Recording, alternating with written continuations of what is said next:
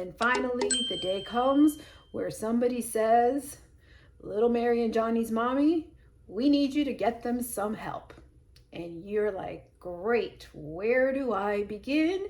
And this is where we're going to talk about action. What does action-oriented parenting look like, feel like, and what in the world are you supposed to do, and why does it benefit you and your kiddo? Families come to me all the time. Sometimes we just get past the first consult and that's it. But the common theme is, what should I do? But deeper than that is like, should I even do anything, right? It's really hard to get the right interventions in place, and also, quite frankly, the stamina that the parent needs to follow up and follow through with all the right stamina in place if there is a big doubt as to, do I need to do this, and why, and is it important, and can I just go to the beach? First of all, let's start off with debunking some myths that, I don't know if it's societally, culturally, but that us parents have when it's action. It's probably because we already have a ginormous list of things to do. And quite frankly, the thought of doing one more thing may push us over the edge. So let's get over some myths as what taking action is not. Number one, a lot of times we think that doing something to help our kids going into action mode is really going to take a lot of time that we don't have, and that it can be very time consuming, right? Who knows what's going on through our heads? Hours a day, I got to drive all around, traffic is horrible, I'm going to have to take off work, I don't have time for this. That is a lot of what I feel that parents have going through their head. When in reality, the solutions, plans, action plans you want to put in place need to be sustainable. Sustainable parenting is what I call it, right? It needs to be what can we do consistently? Research has shown that consistency for anything, for our diets, for our budgeting, for waking up in the morning, is more important than how much of it you do, right? We can't just work out 4 hours once a week and expect to, be as healthy as we want to be. We also can't expect to, do a deep dive into essay writing, one time a semester and expect our students to be proficient at writing essays. It doesn't work that way. So consistency is what we're looking at. Atomic Habits talks about this. It's that 1% rule. I did a book review on Atomic Habits and how I bring it into my practice right here. But basically, it's along the lines of that consistent, sustainable parenting. We want to do the small little things over and over, and those little things should move the needle into big results and big changes. Okay, so that's action myth number one. We think it's going to take a lot of time, and in reality, we need it to be specific, short, in a way that fits into our ever busy family lifestyle for it to really work. Because remember, we want that consistency more than anything. It can seem to be like it's going to cost, all right, how much is this going to cost me? How much money am I going to have to throw at this problem? And remember, deep in your head, you're still not even convinced that this is a real problem. You're not 100% sure this is a real problem. Okay, so the investment that you have to put in to your child can vary, right? You can have no budgetary constraints at all, but you still have to make the choice. You still have to look for options that fit in with your family, your child, your lifestyle, your family values, and your family priorities, right? I will say, obviously, if you have no budgetary constraints, you have a lot more choices, but that fundamental choice that you have to make is going to be the same for everybody, no matter what their budget is like. There are options, and it's great to be transparent with the provider you're speaking with and letting them know what your budget constraints are right off the bat, because then that way we can come to the call with community resources that might be able to help you versus, some other plan that doesn't fit your constraints. And then I also challenge you to think, if it's not in your budget, what is in your budget, right? Or what are the what are the benefits that you're going to get from investing in this solution for your child and your family, right? And a lot of times reframing it that way kind of helps you prioritize how you want to invest your resources.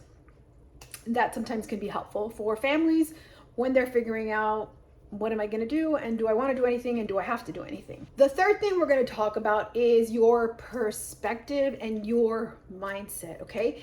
When you're coming to get help for your child and deciding what action do I need to take, you will be chasing your own tail if you are thinking it is me against them.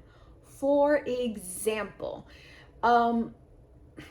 differences in classrooms, differences in personalities with teachers and parents and students is 100% a real thing.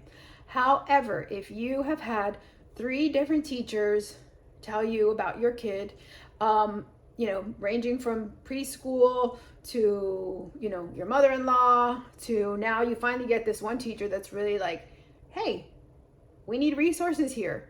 This classroom is not enough to support your child. We're willing to work with you, but we need resources. And they keep on communicating with you. You cannot take the perspective of that it is us against this Disney villain, right? It can't be that way, because a teacher will not go out of her way to talk to a parent about a child, especially if it's something uncomfortable, something that could lead to, hey, something's going on with your kid. Nobody likes to have that conversation. They don't. So they're certainly not going to go out of their way to tell you that. I challenge you to take the perspective of, okay, this teacher is not picking on my son. She is, I'm going to go with the word, communicating to me that my son needs some kind of extra support.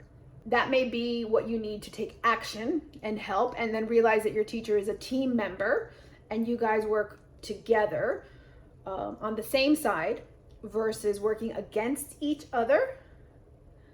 Even if you go through the motions, I do see this a lot, that the parents will go through the motions just to get the teacher off their back. But it doesn't work, you guys. Remember, sustainable parenting. You need to be able to plug your resources in, and one of your resources is your energy. Doing it just to get the teacher off your back is not going to be sustainable enough to get you through the long haul to get your child the help they need. Okay? So it is not you against them. Sometimes it really is you against them, and then you need to take that information and then you get to find a new environment for your child.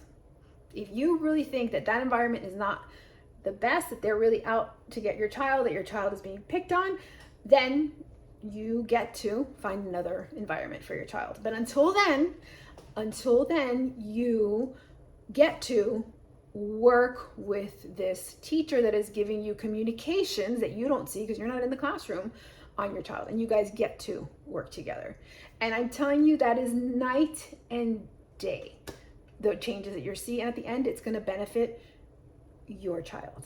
Okay? And it's going to benefit you because all of a sudden your brain will be looking for solutions versus your brain will be spending energy. This isn't really true because I don't do it at home. So it's this teacher that really is having a hard time with my child. Most of the time, I'm going to say 95% of the time, that's what goes on. Okay? There are those rare possibilities. I have never seen it, but I'm sure there are. Anything's possible that the teacher doesn't give the correct communication. I've never seen it in my 20 plus years in and out of classrooms all over the state of Florida. True story. So once we get past what taking action is not, I will tell you the most common area where I see parents get stuck is where they're living in the land of, do I do something or do I not do something? Is this a real problem? Is this not a real problem? Will they outgrow this? Is this developmental? That area of being indecisive is really the hardest stage that I find parents in. Remember, because in the beginning of this video, I said taking action, even if you choose to do nothing, that is an action in itself. So, get the information and then own your decisions, right? You get to revisit the decision and change it, but not being sure what to do and not doing anything is really a challenging space for parents to be. So what happens is that if you stay in indecisive mode, you may lead to wasted time, right? In the future. If you decide, 5 years later, oh wow, yes, this is a real problem, and then you get stuck in the I should have, right? If you made the best decision at that time, you took action to do nothing and wait and see, then that'll keep you from all of that guilt and shame that comes along with if potentially this continues to be a problem for your child, right? The other part when we're in indecisive mode is it increases the frustration level for you as the parent because you don't really understand what's going on with little Johnny and little Mary, right? You don't understand what's going on with little Johnny and little Mary, and you just keep getting more and more frustrated with them, and then that leads to guilt and shame, and that doesn't serve anybody, okay? It also, being in this indecisive mode, has little Johnny and Mary going through a lot of failures, right? I did a video on the exaggerated benefits of failure, and failure has a lot of merit and a lot of benefit if our kids have the support to scaffold, reframe, and debrief from a failure. If not, the failure is kind of like just kicking them when they're down, right? Like taking the legs right out of them. Like, there's a problem, we kind of know about it, but we really don't want to do anything about it, yet they're still stuck in failure land. And it does a huge number on their self-esteem and their problem-solving skills. But again, if we made an active decision, we see this, we're going to wait and see, we're going to lessen the homework, we're going to do a little bit of something, that is still an active decision, okay? The last thing I see when we are in no man's land and not making any decisions versus therefore not taking any action, is it really does a number on your relationship, right? You don't understand what's going on. You may be really pushing them because you expect them to do better. And it increases that frustration and that conflict. And it really does a number on that connection piece that you have with your child. And there's also tons of research everywhere in education, in social emotional world, that connection is the number one piece that kids need to succeed. Okay, connection is the number one piece that kids need to succeed. And this increased conflict and frustration and arguments and fighting and punishment, our kids don't really learn from that. All it does is, again, do a number on our relationship and breaks that connection, that parent-child connection. And we do not want to be there either. So what are parents supposed to do, right? I'm going to tell you right now what parents can do. Easy, not complicated. Number one, I want you to prioritize what is going on, right? Prioritize all the things that you've heard through the years. Figure out which is going to make a difference for your child, including not getting any intervention, right? That's also a choice, right? It could be anything from, trying to get the homework decreased. It could be, bringing in some kind of accommodations for the classroom. It can be going out into the community and finding resources to help your child. It can be, spending an extra 10 minutes of story time with them where it's just you and them working on that connection, that parent-child connection. Go ahead and prioritize which of those is going to align with where you and your family are today, right? Because you get to revisit this and change this if you need to. Once you figure out what area you want to prioritize, brainstorm things you can do, right? Community resources within your own house, within your own schedule. Figure out what you can do. Then put it into plan. You get to pick 7 days, 14 days, 30 days. Do a 30-day experiment. But here's the important part. Just like I talked about failure, at the end of that plan, I need you to debrief, right? Did it work? Did it not work? Maybe those 10 minutes of story times was all your child needed to feel a little bit better, a little bit more confident. I don't know, that could be it. Maybe doing nothing led you to, re-meet with the teacher the following month. And, little Johnny and Mary really pulled it together. And now they're able to navigate that struggle. That could be a possibility too, right? Maybe you did pull in a community resource and maybe you're not seeing any progress. So if you don't debrief, you don't get to say, hey, let's ask some questions. Let's figure out what's going on here. Do we want to continue with this plan or do we want to change it? Maybe you pulled in that community resource and the feedback is, wow, we're beginning to see progress. We're beginning to see things move in the right direction. Things are getting easier for little Johnny and Mary. Things are getting less hard, less stressful for everybody involved. So those are the questions you want to ask yourself. So you want to prioritize what to work on. You want to brainstorm your options and put them into plan, and then you want to debrief. Debriefing is the most important concept, and I use it with my families that I work with. I use it with my clients. I use it with myself a whole lot. I have to do a whole lot of debriefing, and it's a very powerful tool. And here is a bonus for those of you that stuck to the end of the video. When you are parenting, wondering when you should take action, right? What's going to put you into that action-oriented parent mode? Reframing is another powerful tool that I like to use.